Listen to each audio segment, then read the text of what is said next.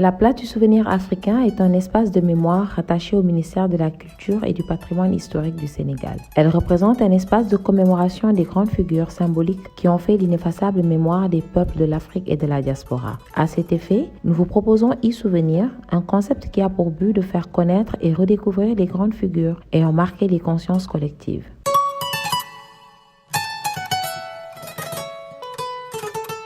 E-souvenir vous présente Amadou Lamine Gueye, l'avocat des avocats.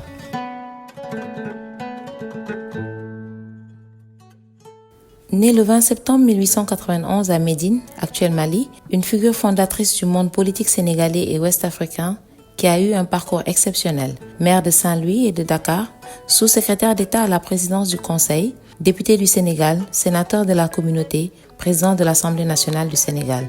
Ce géant de l'histoire a connu 2 siècles et plusieurs époques historiques marquées par de profondes transformations économiques, sociales et politiques. Par ailleurs, il est l'homme politique le plus en vue au lendemain de la Seconde Guerre mondiale. Il a vécu ce coup de tonnerre que fut l'élection d'un député noir au Sénégal, Blaise Diagne, en mai 1914. Il a fait voter 2 lois qui restent liées à son nom, la loi de la citoyenneté et la loi de 30 juin 1950, qui portent sur l'égalité de traitement et d'avantages pour tous les fonctionnaires civils et militaires de l'outre-mer. Il a mené et réussi le combat pour le vote des femmes citoyennes en 1944, ce qui a ouvert la voie à la participation de la femme à la vie politique. Cet éveilleur de conscience qui, pendant qu'il était maire de Dakar, a contribué de manière significative à la formation académique de cadres sénégalais en leur octroyant des bourses d'études à l'exemple de maître Babacar Seye, le professeur Cheikh Anta Diop d'Outasek. Il a été un des farouches défenseurs de l'unité africaine. Bonjour à tous les téléspectateurs de la place du souvenir africain. Et comme vous le dites, c'est un plaisir partagé que je retrouve en m'adressant encore au public de la place du souvenir africain, comme vous l'avez souhaité aujourd'hui, de Maître Lamine Gueye. Maître Lamine Gueye est un personnage qui a marqué l'histoire politique de ce pays, l'histoire politique du Sénégal, et aussi même, on peut dire, de toute l'Afrique francophone, d'une manière extrêmement significative. Et je vais vous dire pourquoi, parce que lui-même a écrit un livre qui s'appelle « Itinéraire africain ». Nous pensons donc qu'il a eu un itinéraire réellement africain et notre entretien de ce jour va le démontrer. Amadou Lamine Gueye est né à Médine. Médine, c'est comme qui dirait Pikine et Dakar. Kaay, c'est Dakar, c'est-à-dire c'est la ville principale. Et Médine, c'est donc un peu la banlieue. C'est une ville où il y avait beaucoup de traitants sénégalais, des commerçants, donc qui venaient là-bas du temps de la colonisation, qui ont remonté le fleuve, venaient acheter donc des produits locaux et les exporter, les amener à Saint-Louis pour les vendre au gros commerce qui les exportait vers la métropole, vers la France. Donc il est né à Médine en 1891.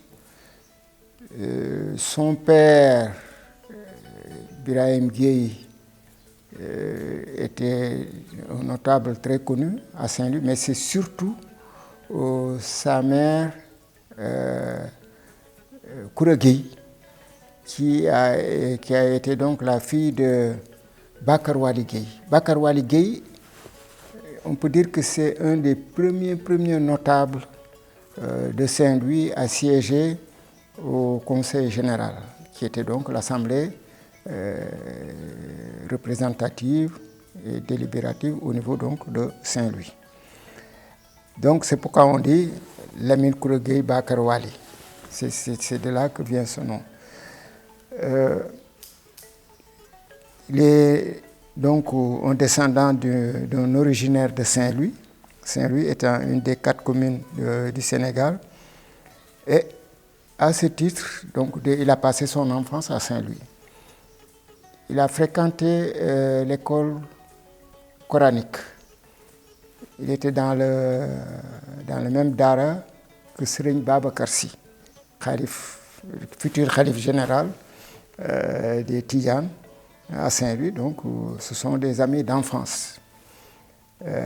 Après cela,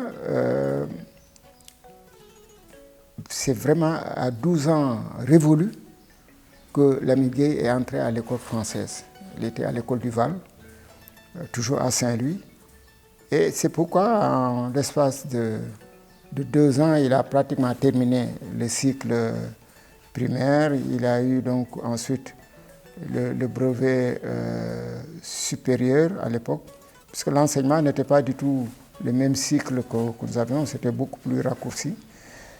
Et ça lui a permis d'être instituteur.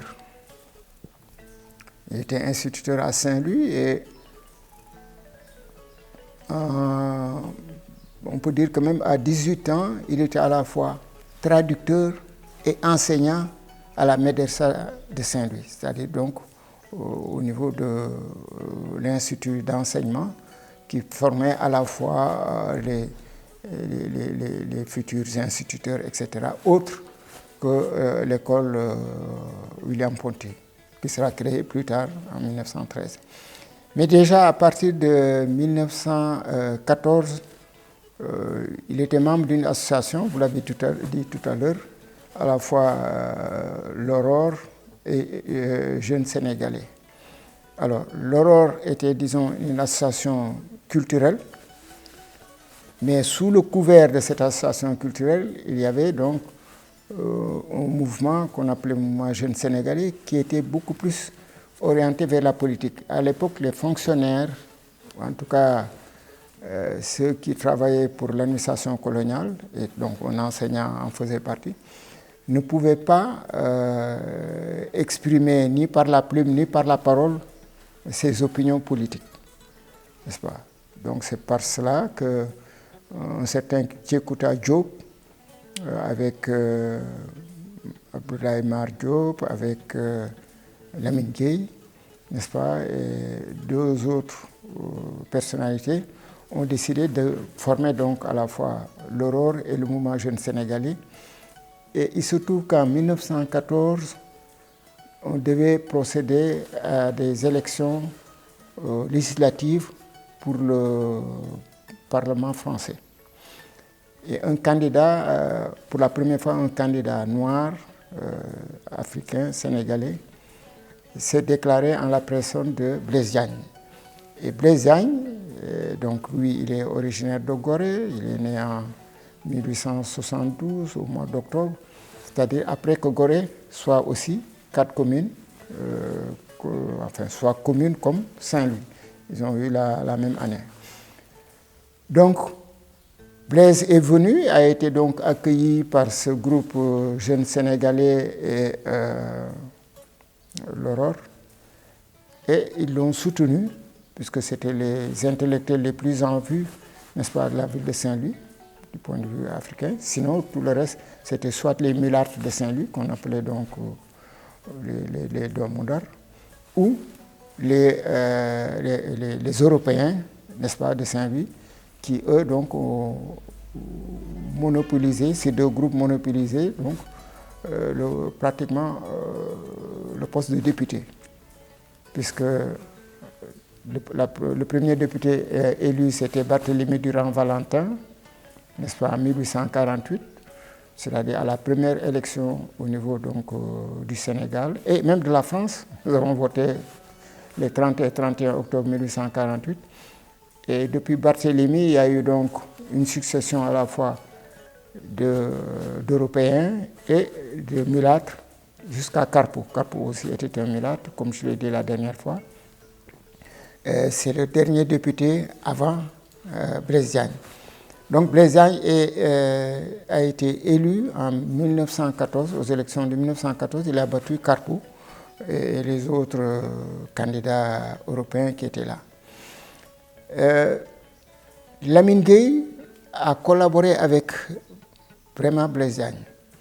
Et comme Blaise Diagne travaillait sur des lois pour, disons, faire bénéficier de la citoyenneté aux ressortissants donc, des 4 communes, en 1900, c'est les lois de 1915 et 1916. Lamine Gueye s'est beaucoup investi dans la préparation de ces textes de loi et ce qui lui a permis ultérieurement, sur conseil bien sûr de Blaise Diagne, d'aller poursuivre des études de droit. Il a passé donc une licence en droit, un diplôme d'universitaire d'enseignement du droit, d'US. Ensuite, il a poursuivi jusqu'au doctorat de droit. C'est parce qu'il était en France, parce qu'il a été mobilisé pendant la guerre, et comme sa mobilisation lui donnait un avantage, c'est-à-dire qu'il n'avait pas à faire, disons, un cursus très long. Bon, bien sûr, il y a eu les 2 baccalauréats là-bas, parce qu'à l'époque, il y avait première partie et deuxième partie du baccalauréat.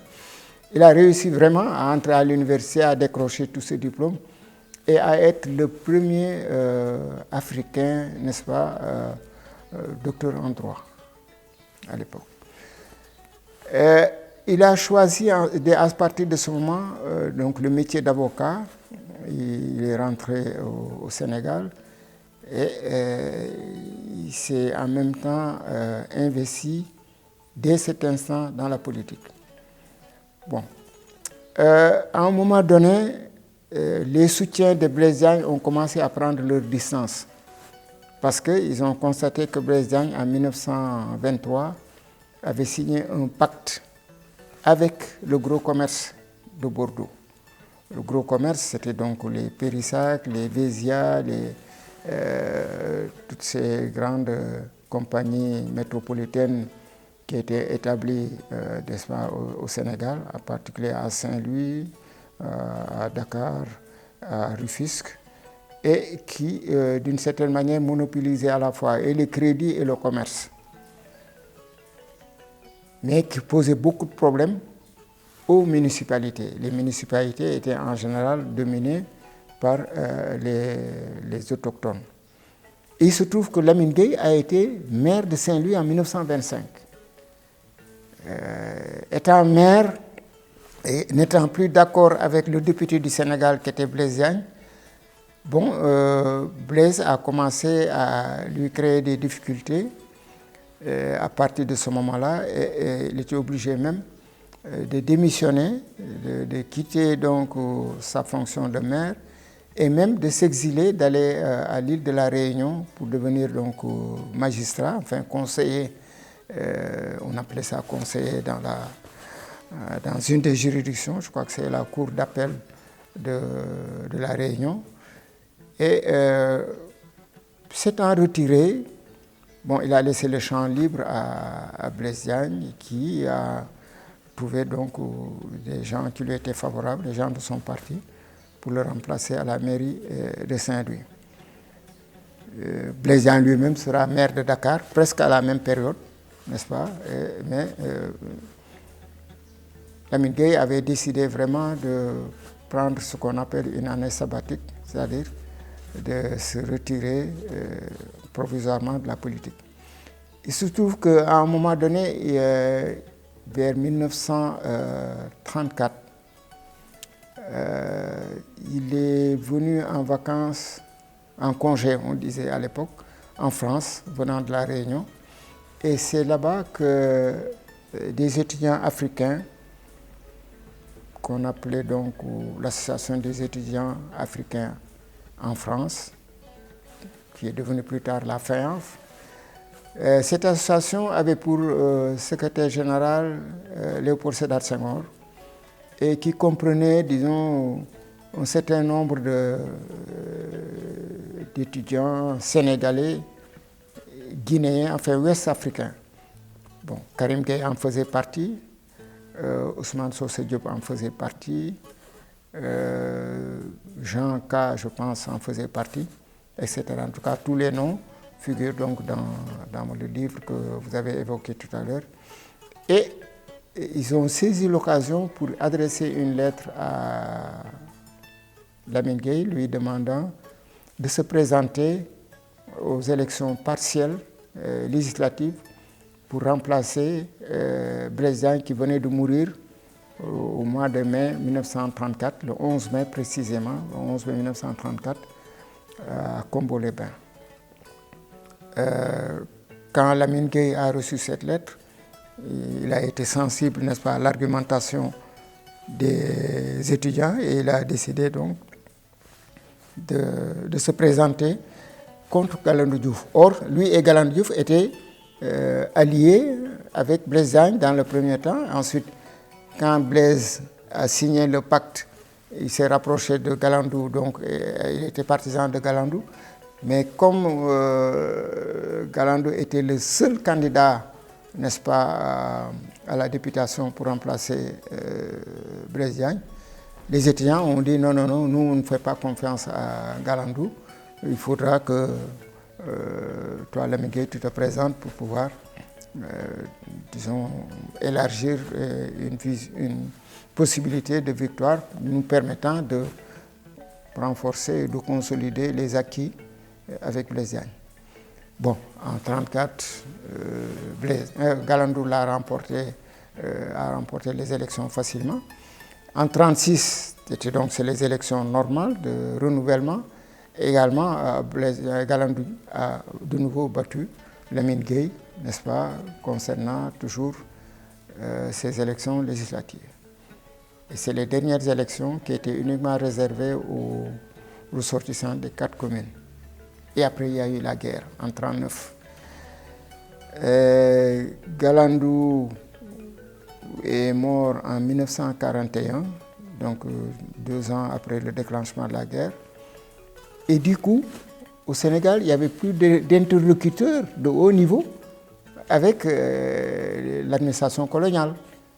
Parce que normalement, c'est le député du Sénégal qui parle au gouverneur général, qui parle aux différents gouverneurs, en fait, qui est vraiment le représentant des populations. Alors, donc, finalement, Lamine Gueye sans mandat, il n'avait rien, il n'y avait pas de mandat, il n'a pas été élu, il venait d'ouvrir son cabinet d'avocat, donc c'était un citoyen normal, mais il a pris sa responsabilité d'aller défendre les populations devant, bien sûr, d'abord les tribunaux, ça c'était son métier, mais surtout auprès de l'administration coloniale et d'en découdre avec à la fois le gouverneur général, les commandants de cercle, etc.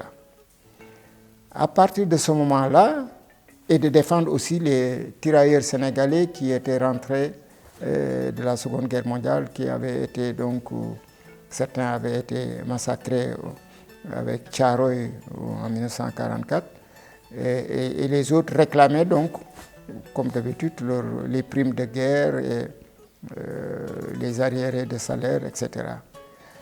Lui, il a pris la défense de tous ces tirailleurs, Lamine Gueye. Et c'est à partir de ce moment-là que les gens de Dakar l'ont découvert, ont vu que vraiment c'est quelqu'un qui n'a pas de mandat électif, mais qui peut faire, qui vu son engagement à défendre les populations, qui ferait donc un excellent maire. Et en 1945, on a renouvelé le poste de maire.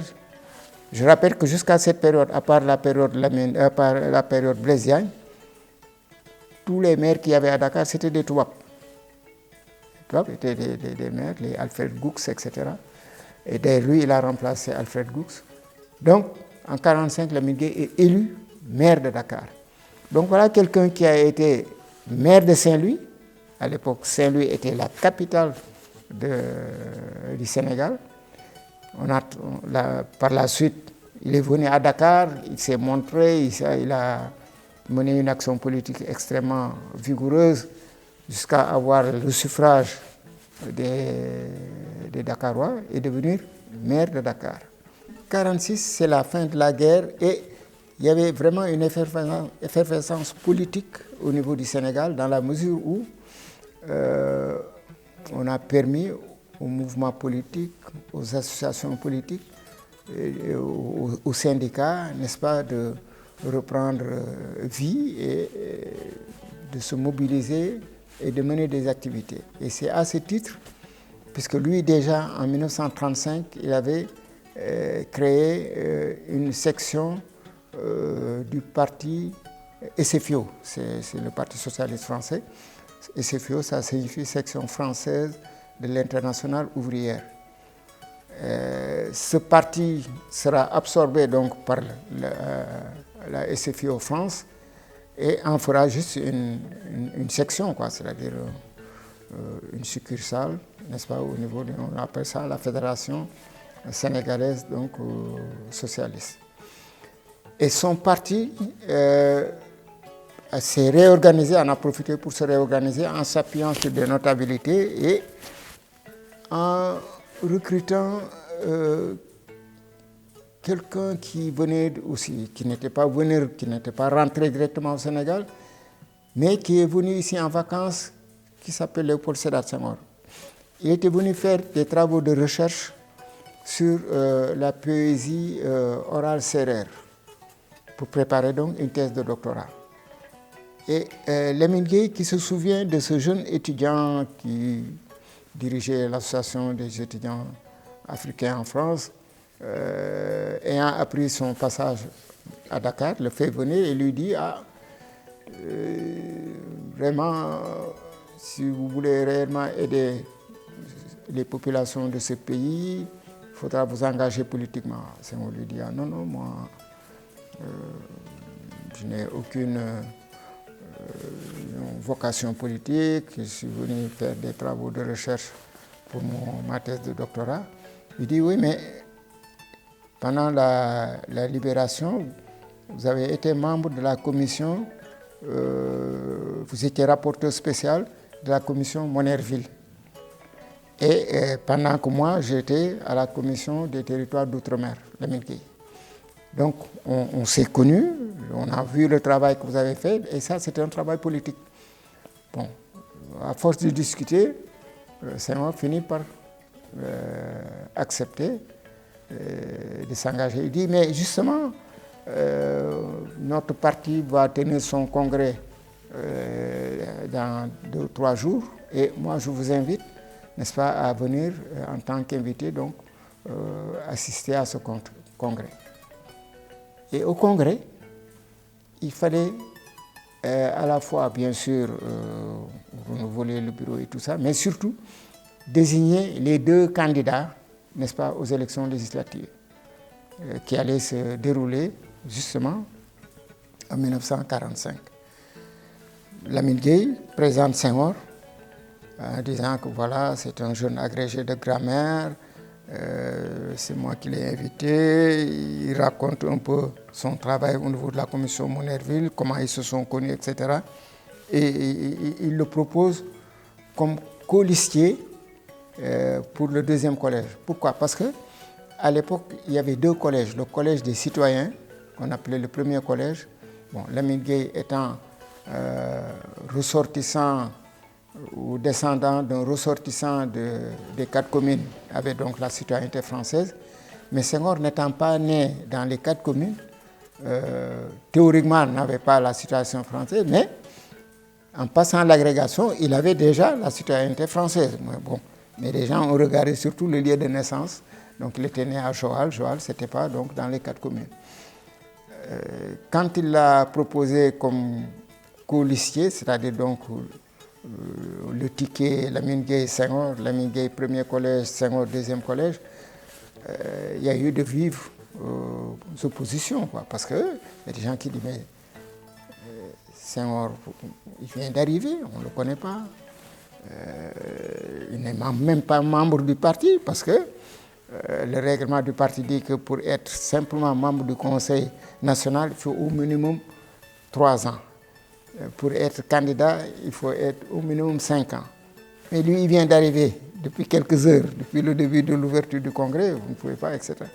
Bon, mais comme Lamine Gueye avait beaucoup d'autorité sur son parti, que les gens le respectaient et tout ça, il a réussi donc à les convaincre et à faire accepter donc, la candidature de Senghor. Et Senghor a été ainsi colistier et tous les 2 sont allés donc en campagne. Mais comme Senghor n'était pas connu du grand public, Lamine Gueye l'a recommandé aux grands électeurs. Les grands électeurs, c'était qui? C'était donc les chefs de canton, les chefs de province, n'est-ce pas? Et les khalifes généraux des grandes confréries. Donc il s'est adressé d'abord à Bouna Albouri Ndiaye, qui était donc le Bourba Djolof, c'est-à-dire le roi de Djolof. Et il a dit, donc je te recommande Senghor, c'est le candidat du deuxième collège, donc c'est votre candidat. Et je voudrais que vraiment, qu'il puisse donc accéder à. Lui dit, Maître Lamine, nous, on ne connaît pas Senghor, c'est toi qu'on connaît. Celui que tu nous recommandes, on sera obligé donc de le soutenir. Il dit, comment? Xamulen Senghor? Non. Mu Senghor, école bi muy jàngale, école boobu la ñuy former gouverneur yi ak commandant de cercle. Bu naar bu di nekk comment ñun gouverneur ak commandant de cercle rek lañ xam tubaab bi. Ngeen Senghor foofu école boobu lay jàngale donc mooy jàngal gouverneur kooku kay foog ñu jàppale ko. Daal di wax tous les chefs de province, tous les chefs de canton na ngeen ko jàppale parce que kii moom mooy tàggat mooy jàngal ñi nga xam ne tubaab yi nga xam ne ñooy nekk gouverneur ak commandant de cercle. Voilà comment donc ça a été présenté. Donc, ensuite, pour les deux khalifes, donc il y a Seydi Ababacar Kersi, qui était donc khalife de Tivaouane, et Seigne Fallou Mbacké, qui était le khalife de Touba. Et pour tous les deux, à chaque fois, Lamine Gueye leur a dit, c'est votre candidat, etc. Et ça a marché. Donc, Senghor et Lamine Gueye sont élus. Le premier, deuxième collège. Et à l'époque, ils étaient députés de Sénégal et Mauritanie. C'est important de le dire parce que la Mauritanie, sa capitale était à Saint-Louis. N'est-ce pas? Et il n'y avait pas donc de candidat vraiment mauritanien. On considérait que le Sénégal et la Mauritanie ne faisaient donc qu'une seule entité. Voilà comment Senghor est entré en politique, sous le parrainage de Lamine Gueye. Après cela, ils sont allés à l'Assemblée, ils ont défendu vraiment la cause africaine. Et cette fameuse loi Lamine Gueye du 7 mai 1946, n'est-ce pas, c'est à cette occasion donc, que Lamine Gueye a fait voter donc, la loi sur la citoyenneté, n'est-ce pas, tandis que Houphouët-Boigny faisait donc voter la loi sur la suppression du travail forcé. Bon. Donc, ils ont vraiment travaillé. Mais, au sein même maintenant du parti ici au Sénégal, il y a eu, disons, quelques divergences, quelques difficultés entre Senghor et les partisans de Lamine Gueye. Et ces divergences se sont vraiment accentuées au fur et à mesure que le cheminement continuait jusqu'au moment où, au congrès de Kaolack, il y a eu vraiment le congrès de la déchirure, où les positions étaient tranchées, c'est-à-dire quand les membres du bureau politique donc de la SFIO présentaient un rapport, évidemment c'est toujours sous le couvert du secrétaire général du parti qui était Lamine Gueye. Senghor intervenait dans les débats et souvent prenait position, disons, contre certaines idées avancées et faisait des propositions. Et alors souvent, il était mis en minorité. Alors il y a d'autres, disons, grands dignitaires, grands responsables du parti, comme Ibrahima Seydou Ndao, etc., qui aussi partageaient les mêmes positions que Senghor. Et d'une certaine manière, donc, il y a un courant, n'est-ce pas, qui s'est progressivement dessiné et qui était vraiment en porte-à-faux avec la position officielle du parti. Mais ce courant était minoritaire. On a autorisé quand même à ce courant de créer, de lancer un journal qu'on s'appelle Conditions humaines. C'est parce que l'organe officiel du parti SFIO s'appelait l'AOF, qui était une propriété de Lamine Gueye. Lamine Gueye l'avait racheté. D'abord, le journal appartenait d'abord à Carpo. Carpo a vendu ça à un certain Trénou. Trénou était allé s'établir à Conakry. Et ensuite, Lamine Gueye l'a racheté. Et c'était donc un journal d'opinion qui, disons, était assez lu, puisqu'à l'époque, il n'y avait pas beaucoup d'organes de presse, n'est-ce pas? Donc, c'est pour dire que Lamine Gueye a aussi un itinéraire de directeur de journal et de journaliste. En 1948, il y a eu, 1947, ça a commencé, la grève des cheminots, n'est-ce pas? Les cheminots, c'est les travailleurs du chemin de fer Dakar-Niger, n'est-ce pas, qui sont allés en grève, et c'est tout le réseau.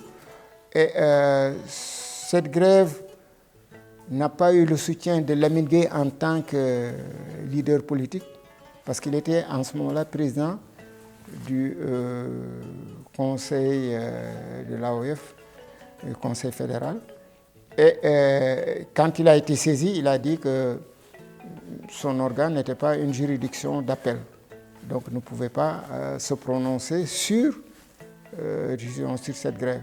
Mais par contre, comme Senghor avait plus de latitude, plus de liberté de manœuvre, il faisait des articles incendiaires dans conditions humaines et attaquait l'administration coloniale, la direction de la régie des chemins de fer.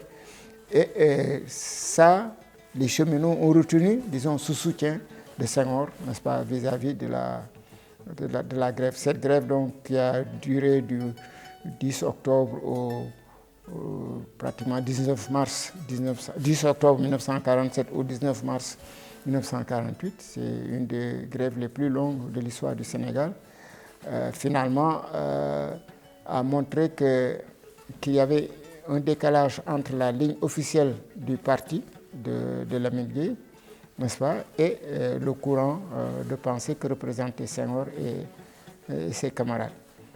Et enfin, au mois de septembre 1948, Ibrahima Seydou Ndao, qui était le parrain vraiment de Senghor, c'est lui qui était, disons, l'homme politique le plus influent de la région du Sine Saloum, c'est-à-dire de Fatick, Kaolack, Kaffrine, Nioro et tout ça, a eu un accident parce qu'il était le président de la commission permanente au niveau de l'Assemblée du Conseil général. On disait, c'est l'équivalent de l'Assemblée nationale, hein, mais on appelait ça Conseil général. Il a eu un accident, il était donc hospitalisé à l'hôpital principal. Et quand Senghor l'a su, Senghor est venu de France, il est allé lui rendre visite accompagné de Léon Boissier-Palin, parce qu'à l'époque, quand il venait, il descendait chez lui, c'est à la rue Kléber, au numéro 70, qu'ils habitaient. En discutant avec Ibrahima Seydou Ndao, qui était alité, il lui a dit moi je pense qu'après mon mandat, je vais renoncer à la politique. Senghor qui dit, je vais rentrer en France. Ibrahima Seydou Ndao lui dit, ah non, il n'est pas question de renoncer, il faut rester, il faut se battre, mais il faut qu'on crée un parti. Il dit, mais Jaraf, toi tu es alité, tu ne peux pas bouger. Moi je ne suis pas là, je suis en France, comment on va créer un parti? Il dit, ah, je suis alité, je suis malade, mais j'ai encore ma conscience et je suis l'interlocuteur privilégié à la fois des leaders d'opinion et aussi de l'administration coloniale. Donc, on crée un parti, n'est-ce pas, et faire face à Lamine Gueye sur le terrain politique. Et d'ailleurs, il faut lancer des cartes, il faut qu'on fabrique des cartes du parti. Senghor lui dit, ah, bon, oui, ça c'est la première démarche. Bon, je pense qu'avec 300 cartes, Ibrahima Seydou Ndao dit, non, 3000 cartes. Il dit, mais Senghor dit à Ibrahima Seydou Ndao, Jaraf, il faut être raisonnable, 3000 cartes, qui va les distribuer? Il dit, moi je vais les distribuer, je vais les faire distribuer. Il dit à Boissier-Palin, Boissier, tu payes les 3000 cartes.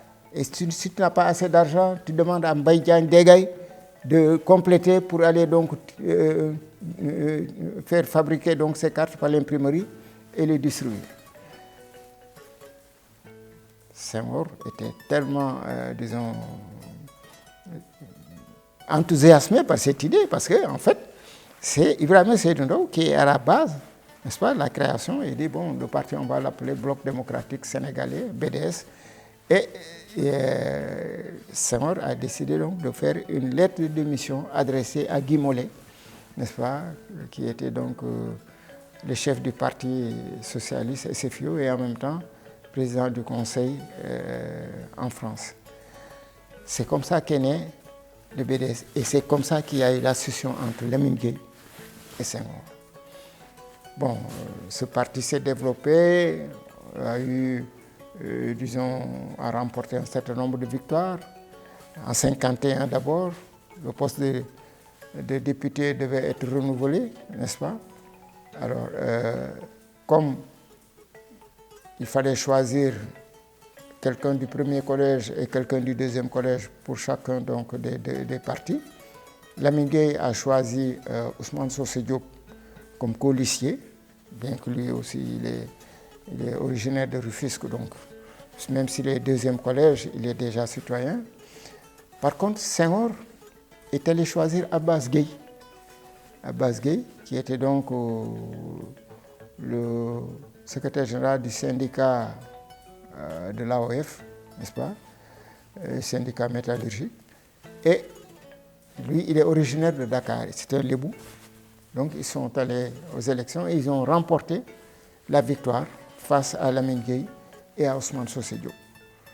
Donc ce sont les deux qui ont été donc élus députés et une des grandes manifestations de cette période, c'est l'adoption du Code du travail, n'est-ce pas? Bon, Abbas Gueye avait fait beaucoup d'actions pour faire aussi adopter les conventions collectives au niveau des différentes entreprises. Voilà un petit peu sur cette période. Mais cette période 51, 56 jusqu'à 58, on peut la qualifier de période de lutte collective pour les libertés fondamentales. Parce qu'en ce moment-là, on peut dire que tout le Sénégal s'était rassemblé pour pouvoir, disons, lutter pour l'indépendance, pour à la fois les libertés d'association, d'expression, etc. Parce qu'avant, les gens n'avaient pas donc toutes ces libertés. Jusqu'en 1956, il y a eu ce qu'on appelle la loi cadre. Au mois de juin, on a voté donc une loi qui permettait un petit peu de recadrer, disons, l'organisation des territoires d'outre-mer. On disait même plus colonie, on disait territoire d'outre-mer, n'est-ce pas? Et on commençait à instaurer ce qu'on appelle un régime d'autonomie interne, n'est-ce pas, ou de semi-autonomie interne, où, pour la première fois, le Sénégal avait un gouvernement. Le gouvernement comprenait donc 10 ministres dont Mamadou Dia, plus le gouverneur français, qui s'appelait Pierre Lamy, qui était lui le président donc, du conseil, et Mamadou Dia était son vice-président. Donc ils étaient 11 en tout. C'est en ce moment-là donc le bloc populaire sénégalais était déjà né, avec les Abdoulaye Ly, avec les comment il s'appelle, les Valdiodio Ndiaye, enfin tous ces jeunes, n'est-ce pas, intellectuels qui étaient venus renforcer donc ce mouvement politique. Après, il y a eu en 1957 le transfert de la capitale de Saint-Louis à Dakar. Ça a été, disons, un moment extrêmement difficile parce que les gens de Saint-Louis ne voulaient pas. Ils étaient pratiquement les élites au niveau des formations politiques, comme ils étaient majoritaires aussi au niveau du gouvernement, n'est-ce pas?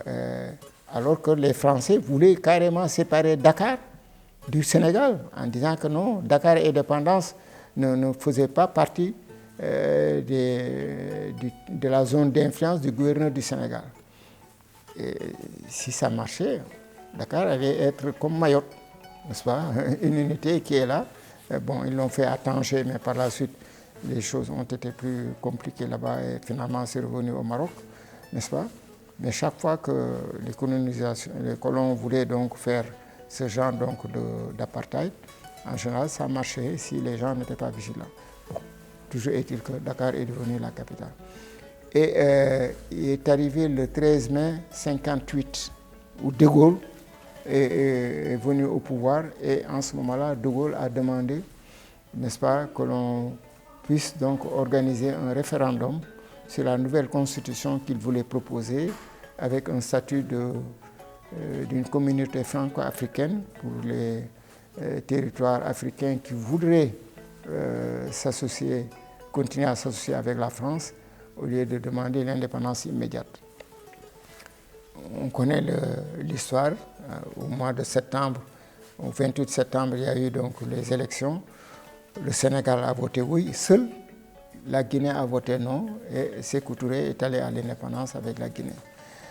Mais après cela, il y a eu, disons, un statut que le Sénégal a connu, qui est un statut d'État autonome, 29 novembre 1958. Beaucoup de gens ne le connaissent pas, enfin, ne savent pas que c'est à partir de ce moment qu'on a commencé réellement à avoir vraiment une autonomie d'indépendance. Cette période, c'est Mamadou Dia qui était vraiment le patron, puisqu'il était le chef de l'État. C'est lui qui a fait voter la Constitution, qui a permis donc à la fois au Sénégal de fonctionner à partir du 24 janvier 1959. Cette constitution était au sein de la Fédération du Mali. On a fait la Fédération du Mali et ça a cheminé jusqu'au mois d'avril 1960. On a signé les accords de transfert de compétences. On a dit officiellement, bon, le Sénégal a signé un accord pour dire Sénégal, vous êtes indépendant désormais. Maintenant, il faut parapher les accords de coopération, etc. C'est connu, c'est pourquoi on fait l'indépendance. Mais entre-temps, en 1958, le 4 avril, effectivement, 1958, il y a eu les retrouvailles de Senghor et de Lamine Gueye. Et c'est à partir de ce moment-là qu'un parti qu'on appelle l'UPS est né, l'Union progressiste sénégalaise, dont Lamine Gueye était le directeur politique, n'est-ce pas? Et Senghor était le secrétaire général. Bon, ces retrouvailles, on peut dire que donc Senghor et Lamine Gueye se sont séparés pendant 10 ans, de 48 à 58. Après, ils se sont retrouvés pendant 10 ans, puisque Lamine Gueye ne perdra la vie qu'en 68. Donc de 58 à 68, ils étaient encore ensemble. Et Lamine Gueye a été élu président de l'Assemblée territoriale, en fait, on appelle ça l'Assemblée législative. Il a été donc président de l'Assemblée législative à partir des élections du 22 mars 1958. On permet à l'UPS de rafler pratiquement toutes les voix, n'est-ce pas, et tous les sièges, n'est-ce pas, de l'Assemblée. Et c'est ça qui a permis un petit peu à Lamine Gueye d'être élu pour la première fois le 2 avril 1959 président de l'Assemblée législative. Après donc, on est allé à l'indépendance. Il y a eu l'éclatement de la Fédération du Mali pratiquement le 20 août, dans la nuit du 19 au 20 août 1960, n'est-ce pas? Et pendant ce temps-là, c'est Lamine Gueye qui était le président de l'Assemblée législative. Bon, un petit retour en arrière, quand Lamine Gueye était maire de Dakar, il avait créé ce qu'on appelle les bourses municipales. Et c'est là où vraiment, on peut dire que Lamine Gueye est un éveilleur de conscience, parce qu'il a aidé beaucoup de cadres, n'est-ce pas, à bénéficier d'une bourse pour aller étudier en France. Donc il y avait bien sûr les Cheikh Anta Diop, Valdiodio Ndiaye, ils étaient très nombreux. Et ça, s'il n'y avait pas, disons, cette aide, ce soutien, n'est-ce pas, aux étudiants, on aurait eu peut-être quelques cadres, mais pas de si grand nombre, n'est-ce pas, pour pouvoir quand même dignement représenter le pays et occuper les rênes du pouvoir. Donc c'est ainsi que cette institution de bourse municipale a permis la formation de beaucoup de cadres. Et même Lamine Gueye, il a ajouté, il disait, vous savez, les jeunes Sénégalais, si on les envoie en France pendant 2 mois ou 3 mois, même s'ils ne font rien, le seul fait de voir comment les Touaregs vivent, quand ils reviennent, eux-mêmes, ils changent de comportement. Ça veut dire que ça leur apprend un autre type de comportement. Ils seront aussi moins complexés vis-à-vis des Touaregs, etc. Bon, ça c'est pour l'anecdote. Mais ça a été, disons, un grand coup de pouce qu'il a donné, n'est-ce pas, à la jeunesse sénégalaise pour l'éducation et la formation des cadres. Lamine Gueye, pendant aussi la période où il était député et en même temps avocat, n'est-ce pas, c'est-à-dire la première période, il y a eu la révolte à Madagascar, n'est-ce pas, contre l'administration coloniale.